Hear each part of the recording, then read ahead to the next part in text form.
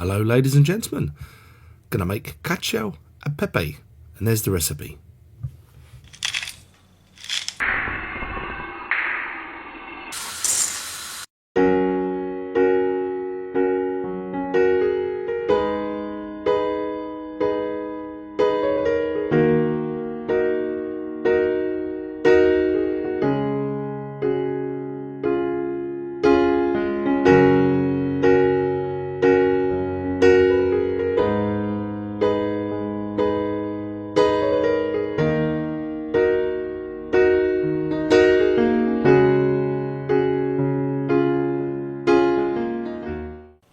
Crack at making Cacio e Pepe. Apologies for those offended by my pronunciation, I've done my best.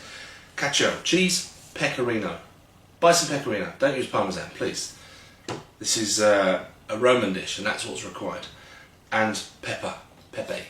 This is going to make one of those wonderful creamy sauces which we're going to use the pasta water mixing and liaisoning, emulsifying with the cheese and everything, and it's going to be absolutely lovely.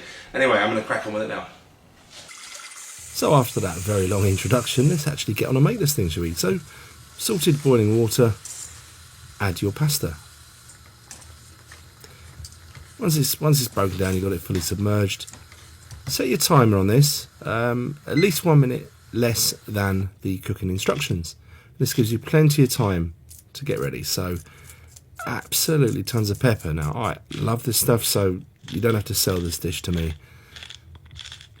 Yeah, really go for it. Twist it till your arm hurts. This is controversial. The classic Cacio e Pepe does require 0 olive oil and 0 butter, so I'm going to break 2 cardinal rules here, but I don't care. The reason why I'm using the olive oil at this stage is it gives me a chance just to really gently warm up the pepper to sort of really release the perfume from it. So now we're a couple of minutes away from the pasta being ready. This is a good time. The pasta water will have plenty of starch in it by now, so that's the point of this. The starch and the cheese is what makes the creamy sauce. The origins of this dish go back to the Roman Empire, and this was very convenient for shepherds to take very few unperishable ingredients with them, and then obviously they then turn the situation into making an amazing dish. So while I was waffling there, the pasta is almost ready. It's not quite al dente yet, so that's the time to get it out. So the water and a little bit of butter went in that emulsion there, and then you're basically just going to stir this over a very low heat, and you add water and cheese sort of bit by bit, really. This is the method I saw and I quite like doing. Sort of very, very touchy-feely. You know, this is a dish that is so much about the technique and nice ingredients that you just play with it, you know, and it's pretty cheap to make as well, really. So here we go. I'm just looking again. Okay, I need a bit more water. I want to create a little bit more of a creamy sauce for this. But I've only added in half the cheese. I was sort of thinking I don't need to use all of it, perhaps, and then I can have a taste and add more. And obviously a bit more water there now.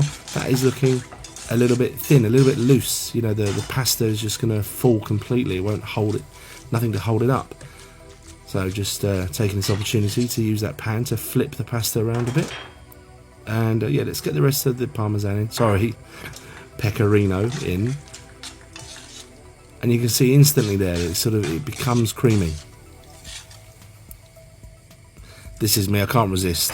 It's Cacio e Pepe, that is pepper. There just happens to be fancy little pink peppercorns. They're really nice actually, they're very fragrant. There's almost no pepper heat from them. And I think they just look really snazzy. Final tasting, tiny little splash of water. And let's plate this up on a slate. So this is just after the event. I thought I'd show this to you now. I wanted some nice photos. And I thought, well, I've got to compete with all these other channels that have really cool looking images of their pasta dishes. So I thought, oh, well, let's just do this. This is the vlogger in me. So feel free never to serve pasta on a slate. Now that's just, let's get back to, this was a minute before when I when I did it, and you can actually see it's slightly looser there. The extra time it had when I put it on the slate sort of made it thicker, made it look better, but not necessarily taste better. This is just your personal preference. The fork and the ladle is quite a handy way of sort of trying to create a nest look, but you can see it's still a bit loose, so it's not holding itself. And in the end I go, oh, okay, it's just going to be go for the dump it in a bowl presentation. And of course, let's finish it with more pepper and more pecorino. Why wouldn't you? So anyway, I'm going to hand you back over to me. Right, so please excuse any mess behind. As you can imagine, everything was last minute making this, so this has already been sitting here for a couple of minutes before I dug in, but it's just really, really tasty. You've got the creaminess, it's holding it together. I suppose you can adjust that to how you like it. If you like yours a bit wetter and a bit creamier, add some more pasta water. If you like yours a bit thicker and holding together, add less pasta water.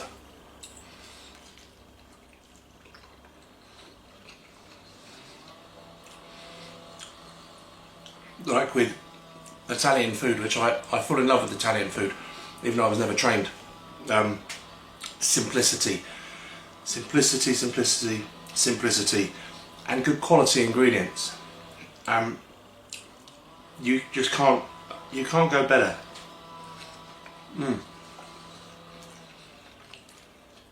So, am I pleased I discovered this dish? Oh yeah. Will I be trying some more pasta dishes in the future? Absolutely. And I think I might get back into the habit of actually making my own pasta as well. And that's it really. So yeah, give Cacio e Pepe a try and let me know how you get on. See you soon. Bye.